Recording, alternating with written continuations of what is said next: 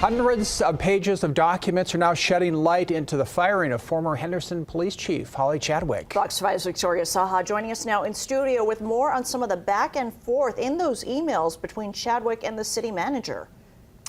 We're talking more than 200 pages of emails and reports, most of them starting December of last year and ending just days before Chadwick was placed on leave February 13th. In those emails, Chadwick had to answer to City Manager Stephanie Garcia-Voss on a variety of concerns. February 5th, 2025, Henderson City Manager Stephanie Garcia-Voss sends a lengthy email to former Chief Chadwick outlining some new concerns, questions, and expectations. I'm asking for this information to gain a better understanding about the department, which will allow me to better support you, Garcia-Voss said. One of her concerns was about favoritism. As Garcia-Voss said, Deputy Chief Jonathan Boucher asked for donations from officers to buy a gun as a present to a retired lieutenant. Garcia-Voss asked Chadwick, was this gun purchased using the city's purchasing power? In other words, did Deputy Chief Boucher receive the benefit of the city's discounted price for the gun? Chadwick responded. DC Boucher did confirm he did not use any city purchasing power for the retirement gift. In another lengthy email from December, Garcia-Voss questioned why Chadwick took two officers from an officer-involved shooting incident off-site to use the bathroom. Chadwick says, I made the decision to have them get in my vehicle, and I took them to the nearest fire station, which was 2 blocks down the street. We were there approximately 5 minutes. We all walked in, they used the restroom, and we responded back to the scene. Their body cams had been taken already. Through the emails, we found Garcia-Voss asked Chadwick about a detective who was found with cocaine in his desk.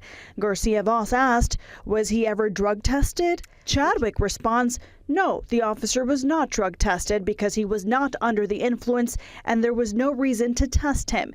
This was an unfortunate oversight from an officer who works long hours for our department. And just days before Chadwick's firing, Garcia-Voss found out that Henderson PD released names of ICE inmates to a media outlet 2 months prior. Garcia-Voss points out it is against the law and it is, quote, problematic. Chadwick would be placed on leave February 13th. So the documents also showed that on the day Chadwick was placed on leave, a retired sergeant also emailed Garcia-Voss alleging Chadwick and Deputy Chief Jonathan Boucher were, quote, turning a blind eye during a DUI investigation involving officers. As I reported yesterday, Deputy Chief Boucher has been placed on leave, but my sources say he has already turned in his equipment. So, Victoria, these documents don't exactly answer why Chadwick was fired, but excuse me, you know, why are they essential, though, in letting people know what may have gone wrong? Well, as we've been mentioning right since February, the city has stayed tight-lipped about this whole situation for months. They didn't want to even answer our questions when we brought them. Now that these documents have been released, we can actually get a glimpse of the working relationship between Chadwick and the city manager. But again, even back in March, the city manager did emphasize that Chadwick was not fired because of a particular incident. Victoria, thanks so much for your reporting. Now, we reached out to Chadwick through her mayoral campaign for a response. They say in part, the emails provided by Henderson reveal an orchestrated, planned, and timed destructive campaign against Chief Holly Chadwick.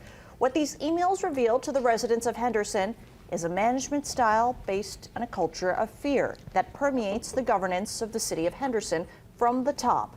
Holly Chadwick is now running for mayor. The former chief making the announcement late last month. She says a number of people approached her and suggested she should run.